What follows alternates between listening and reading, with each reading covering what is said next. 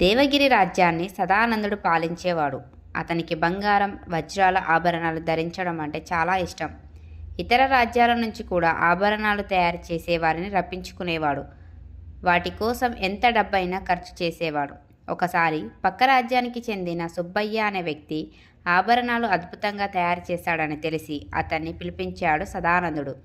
లక్షల్లో డబ్బు ఖర్చు చేసి నచ్చినట్లుగా ఆభరణాలు చేయించుకున్నాడు. అంతేకాకుండా అతని పని బాగా నచ్చడంతోనే తన రాజ్యంలోని ఉద్యానవన సంరక్షణ విభాగంలో ఉద్యోగం ఇచ్చాడు. ఇష్టం లేకపోయినా మహారాజు మాట కాదనలేక కొలువులో చేరాడు సుబ్బయ్య.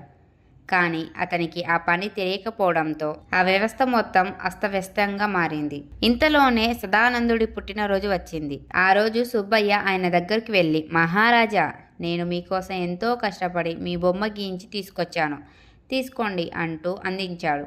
ఆ బొమ్మ చూసిన మహారాజుకి ఒక్కసారిగా కోపం వచ్చింది. అసలు ఎవరి బొమ్మ గీసింది?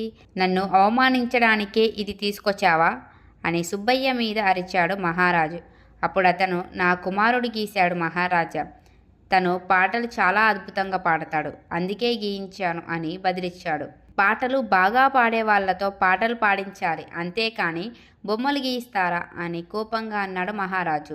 మరి నగలు అందంగా చేస్తానని తెలిసిన మీరు నన్ను ఆ స్థానంలోనే వేరే పనికి నియమించడం కూడా సరైంది కాదు కదా మహారాజా అన్నాడు సుబ్బయ్య. దాంతో తన పొరపాటు తెలుసుకున్న మహారాజు సుబ్బయ్యను మళ్ళీ తన రాజ్యానికి పంపించాడు.